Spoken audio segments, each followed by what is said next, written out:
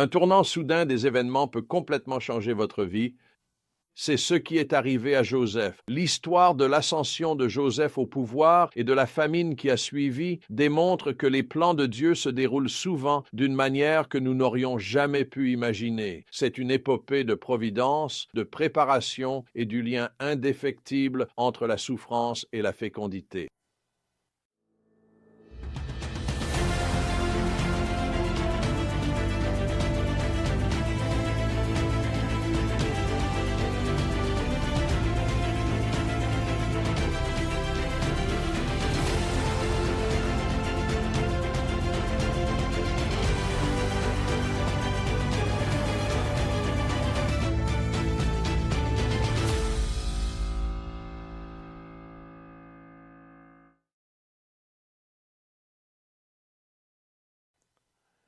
La dernière fois que nous avons laissé Joseph, il venait d'être élevé du rang de prisonnier à celui de premier ministre chargé de préparer l'Égypte aux années de famine à venir.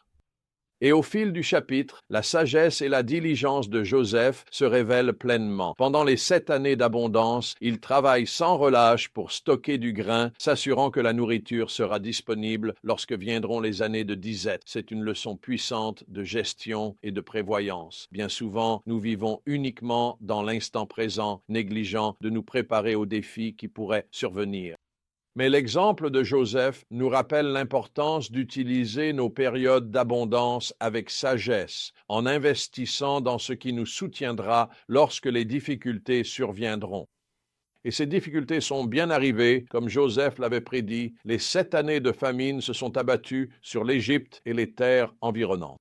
Grâce à la planification minutieuse de Joseph, l'Égypte devient un phare d'espoir dans un monde affamé. Des gens viennent de toutes les nations pour acheter du grain auprès de Joseph. Une belle illustration de la manière dont Dieu peut utiliser la fidélité d'une seule personne pour bénir des communautés entières. Même au cœur du succès, le passé de Joseph n'est jamais loin de ses pensées. Cela se voit clairement dans les noms donnés à ses 2 fils. Manassé, dit-il, signifie « Dieu m'a fait oublier toutes mes peines. » Et toute la maison de mon père. C'est une déclaration de la guérison et de la restauration que Joseph a vécue, un témoignage de la capacité de Dieu à guérir même les blessures les plus profondes.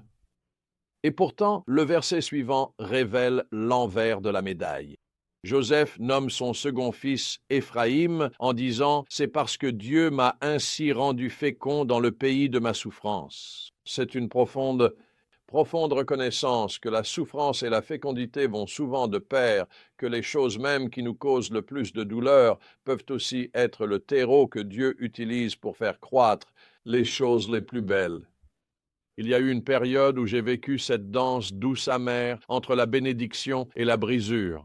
Pendant les 10 premières années de mon ministère, j'ai parcouru le monde comme évangéliste auprès des jeunes, voyant Dieu agir puissamment. Au fond de moi, j'avais le sentiment troublant que mon ministère avait dépassé la maturité de mon caractère. J'ai crié à Dieu pour qu'il m'emmène dans un endroit où je pourrais grandir, un lieu où je sois façonné dans ces recoins cachés de mon cœur.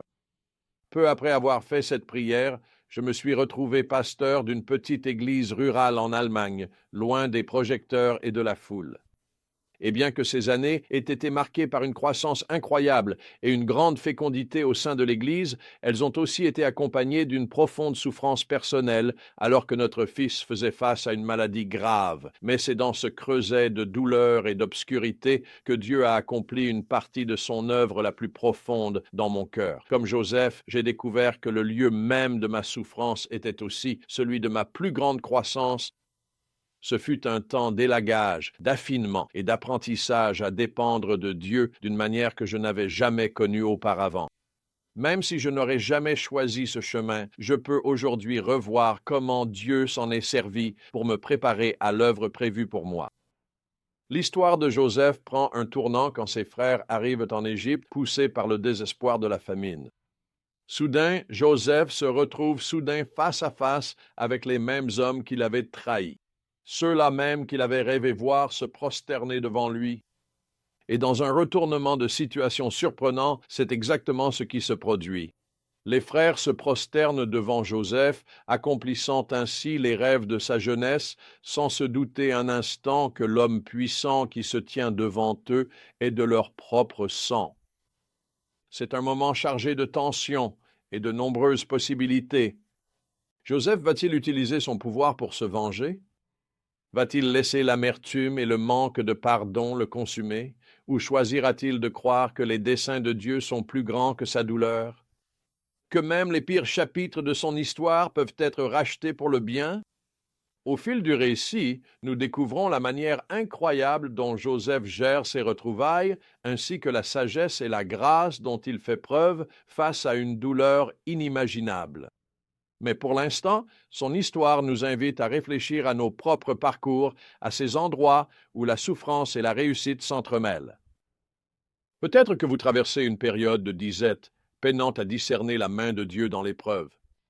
Ou peut-être traversez-vous une période d'abondance, tentez d'oublier celui qui vous a mené jusqu'ici.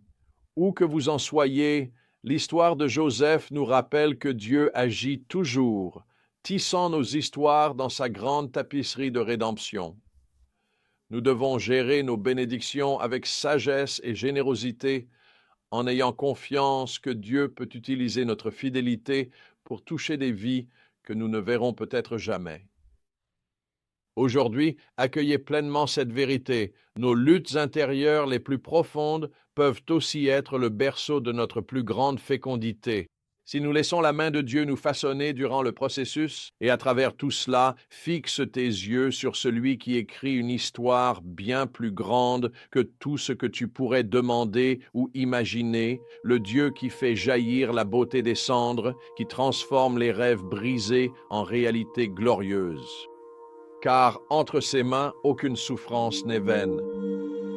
Aucun chagrin n'est jamais sans espoir. Il n'en a pas encore fini avec nous.